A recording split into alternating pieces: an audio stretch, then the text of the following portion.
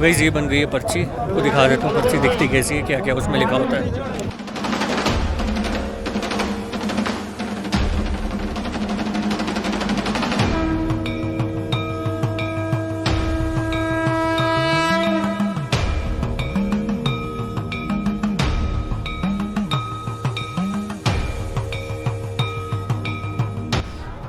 Guys good morning from Sheshnag. बस अभी मैं तैयार हो गया हूँ क्योंकि मेरे को बोला यहाँ पे कि 5 बजे गेट खुल जाते हैं, एंट्री मतलब यहाँ से वो जाने देते हैं घोड़ों को। तो बस मैं अपने घोड़े वाले की वेट कर रहा हूँ, वो आ जाएगा अभी तो हम निकल जाएंगे। 5:15 तो हो गए हैं वैसे, बट 5:30 तक निकल जाऊँगा मैं। शेषनाग में आपको बहुत अच्छे अच्छे लंगर मिल जाएंगे, बहुत बड़े लंगर मिलेंगे। यहाँ पे आपको नॉर्थ इंडियन, साउथ इंडियन खाना सब मतलब कुछ भी ऐसा नहीं है जो यहाँ पे आपको नहीं मिलेगा। तो यहाँ पे आप आराम से आओ, खाओ, थोड़ा रेस्ट करके फिर आगे निकलना।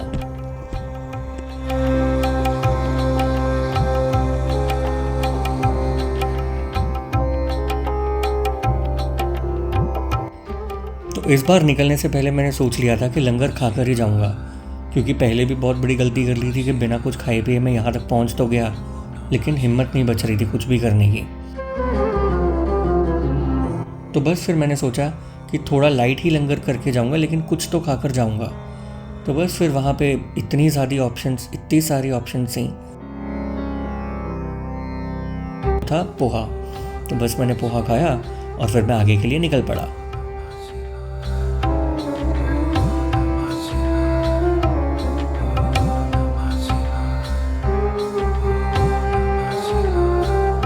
तो गाइस ये रश है यहाँ पे अभी, जो घोड़ों का स्टैंड है, ये देख लो।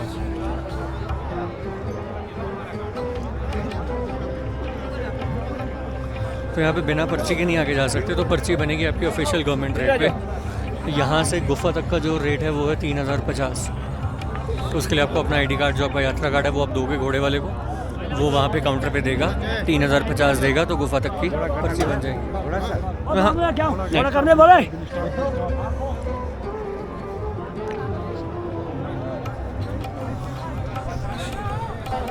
तो गाइस ये बन गई है पर्ची, तो दिखा देता हूँ पर्ची दिखती कैसी है, क्या क्या उसमें लिखा होता है।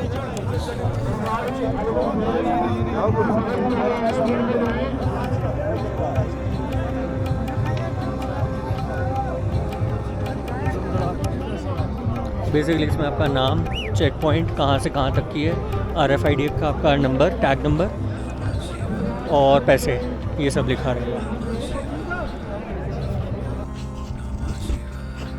तो बस फिर अपनी पर्ची वगैरह हमने बनवाई और यहाँ से थोड़ी देर में हम निकल पड़े, क्योंकि यहाँ पे रश बहुत होता है घोड़े वालों का। तो मुझे थोड़ी देर वेट करनी पड़ी थी कि मेरा घोड़े वाला वो पर्ची बनवा के लेके आए और फिर हम ये रश में से निकलें बाहर को। तो हमें यहाँ से निकलते निकलते आप लगा लो 6:30 बज गए थे।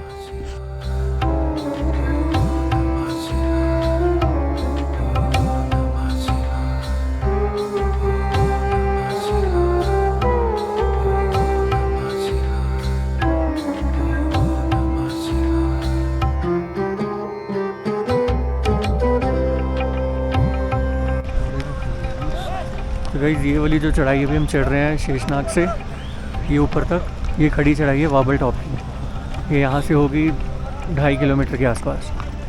इसके बाद आएगा महागुना स्टॉप 1.5 से 2 किलोमीटर के आगे। तो टोटल शेषनाग से जो महागुना स्टॉप का रास्ता है वो 5 किलोमीटर के आसपास। अरे अभी तो चेक कर रहे हैं, ये लो।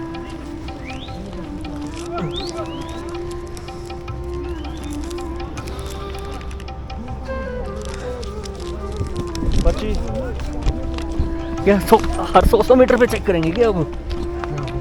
पहला दिन है। हाँ ये भी हो सकता है।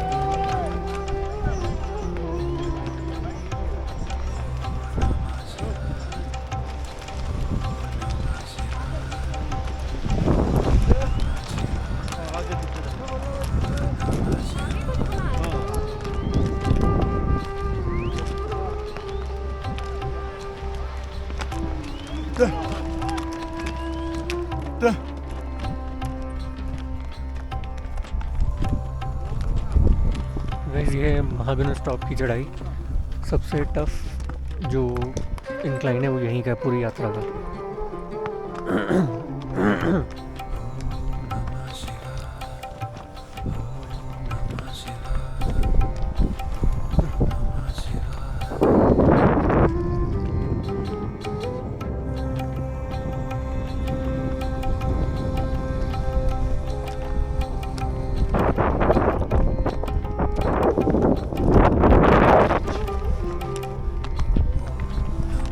बस ये वाला मोड़, ये वाला जो मोड़ है ये क्रॉस करके फिर एमजे टॉप आ जाएगा।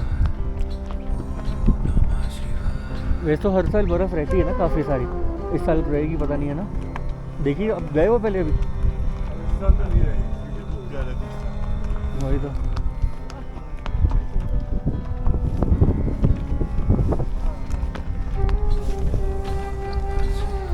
40 साल के बाद इतना टेम्परेचर हुआ है यहाँ।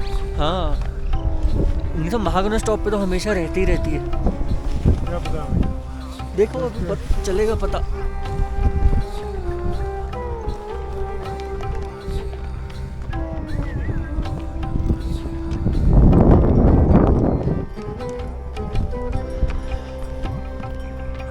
गाइस इस बार कोई बर्फ़ नहीं है।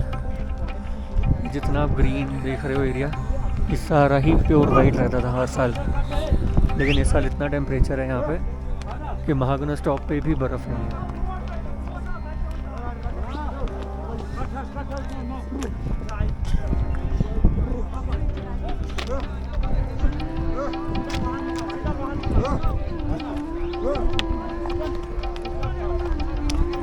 यहाँ के बजाय ना थोड़ा आगे ले जाना, चाय के लिए थोड़ा आगे वाले में ले जाना, यहाँ पे रश बहुत है।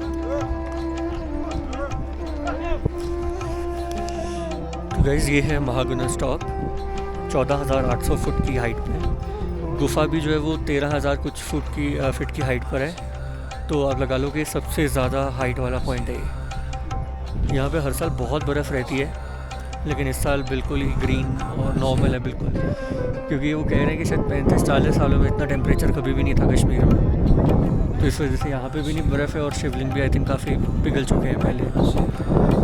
वैसे यहाँ से पोश पथरी का 5 स्टार वाला लंगर जो है वो 2 किलोमीटर, पंचतरनी 10, संगम टॉप 13 और गुफा 16 किलोमीटर रह जाती है।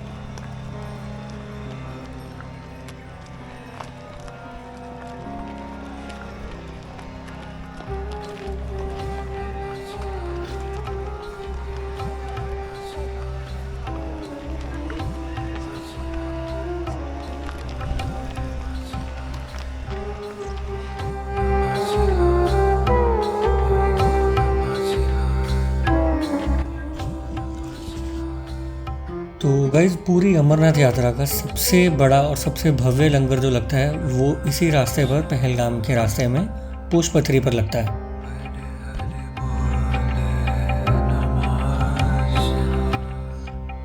ये इतना बड़ा लंगर है कि यहाँ पे आपको मतलब दुनिया की हर चीज़ मिल जाएगी। जो आप होटल 5 स्टार होटल्स में खाते हो वो भी मतलब कोई ऐसी चीज़ नहीं होगी खाने की जो आपको होटल में मिलेगी और यहाँ ना मिले। यहाँ आपको सब कुछ खाने को मिलेगा। तो यहाँ पे मतलब 2 साइड्स पर स्टॉल्स लगे हुए हैं, लेफ़्ट और राइट। लेफ़्ट पर आपका सारा north Indian, south Indian, Chinese, continental सब कुछ आपको मिलेगा। बेकरी, आपके ड्राई फ्रूट्स वो सब मिलेगा। और दूसरी साइड पर आपकी चाय और आपका रोटी, दाल, चावल वो सब कुछ मिल जाएगा। और यहाँ पे आप अपना थोड़ा आराम भी कर सकते हो। यहाँ पे आपको रहने की भी फैसिलिटी मिल जाएगी। यहाँ पे आप आराम करो, यहाँ पे आप अपने फ़ोन वगैरह भी चार्ज कर सकते हो।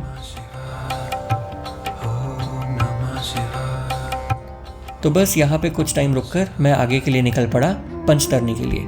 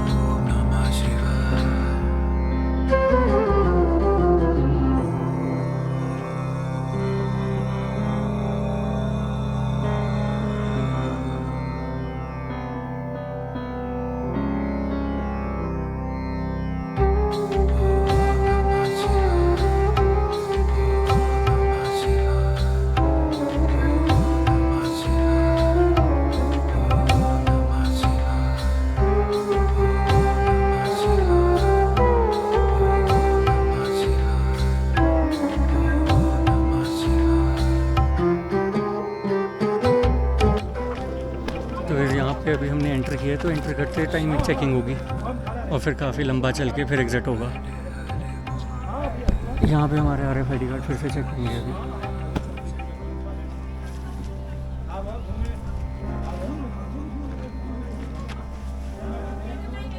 और घोड़े वाले वो ऊपर से आएंगे एग्ज़िट गेट तक, तो हमें यहाँ से पैदल चलते हुए एग्ज़िट गेट तक जाना है। वो ऊपर से पहाड़ चढ़ते हुए वहाँ तक पहुँच जाएंगे और फिर आगे मिल जाएंगे। जैसे कि मैंने आपको बताया था कि ये पंचतरनी बेस कैंप है। ये बहुत बड़ा ये भी बहुत बड़ा बेस कैंप है। यहाँ पे आपको खाने पीने की हर चीज़ मिल जाएगी, बहुत लंगर मिल जाएंगे, दुकानें मिल जाएंगी जहाँ से आप अपनी डेली नीड्स की चीज़ें खरीद भी सकते हो। ये देखो मार्केट,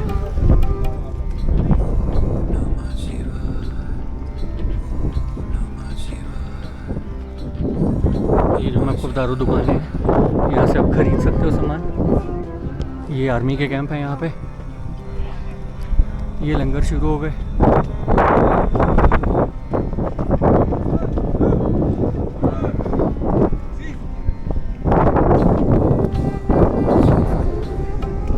और यहीं पे बस आप थोड़ा सा और आगे जाके राइट को मुड़ जाओगे तो टेंट शुरू हो जाएंगे। यहाँ पे टेंट्स का रेट मैं क्योंकि रुक नहीं रहा हूँ यहाँ पे, तो मैं अभी पूछ सकता नहीं हूँ, फिर भी जो मेरे को आइडिया है यहाँ पे 800 रुपये का है टेंट, क्योंकि जितना ऊपर आते रहोगे रेट बढ़ता रहेगा। शेषनाग में 600 था, तो यहाँ पे 800 है।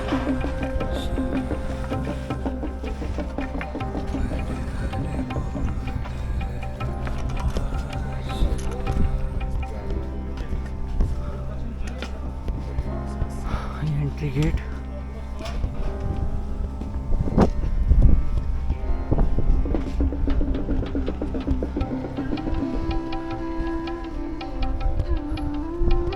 बस अब यहाँ से हम एग्जिट हो जाएंगे।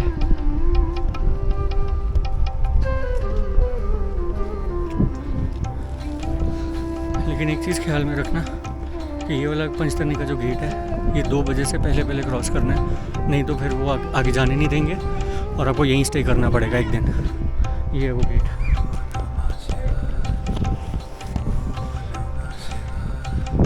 तो ये आ गए घोड़े वाले, ये 150 मीटर पे खड़े हैं। बस अब इनको हमने ज्वाइन कर लेना है और फिर हम आगे अपनी यात्रा कंटिन्यू करेंगे पवित्र गुफा की ओर। अब हम आपको मिलते हैं संगम टॉप पे, क्योंकि नेक्स्ट पॉइंट अब हमारा आएगा संगम टॉप।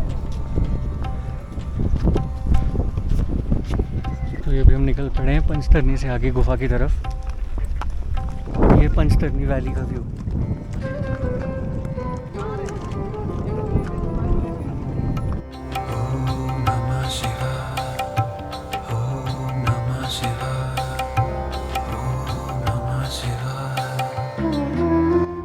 पंचतरनी में ना रुकते हुए मैं यहाँ से सीधा गुफा की तरफ निकल पड़ा, क्योंकि यहाँ से गुफा सिर्फ 6 किलोमीटर रह जाती है, जिसमें कि पहला जो आपका एक पॉइंट आएगा वो आएगा संगम टॉप, जहाँ पर बालटाल और पहलगाम दोनों के रास्ते मिलते हैं, और वहीं से आपको पहले दर्शन होंगे गुफा के।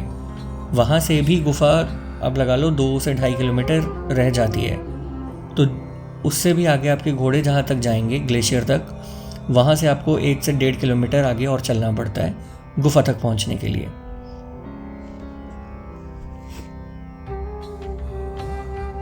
पर पहली बार जो दर्शन हो जाएंगे वो इसी पॉइंट से हो जाएंगे।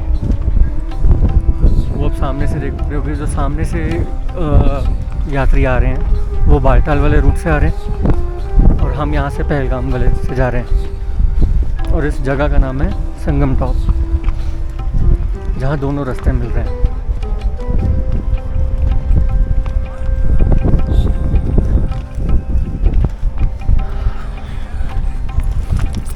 यहाँ से राइट टर्न करेंगे अभी।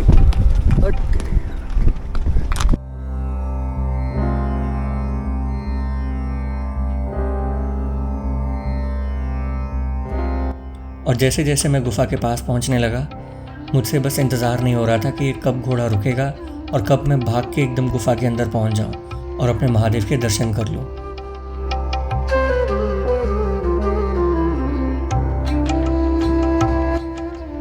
मैं जैसे ही संगम टॉप पहुंचा, मैं रह ही नहीं पाया। मैं बार बार बस अपनी गर्दन इधर उधर करके देख रहा था कि किसी तरीके से मुझे गुफा के दर्शन हो जाए।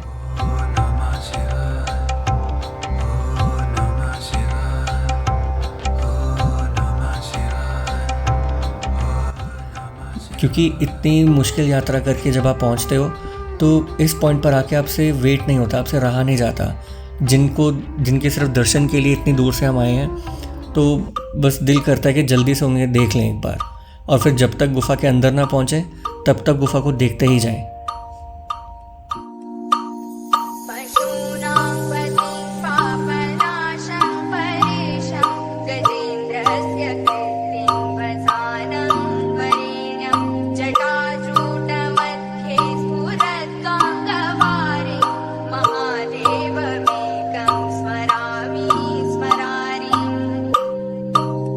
कोई परम पद नहीं चाहिए, हमारे अंदर कोई ऐसी आकांक्षा नहीं कि हम शिव को छोड़कर कोई और परम पद पाए।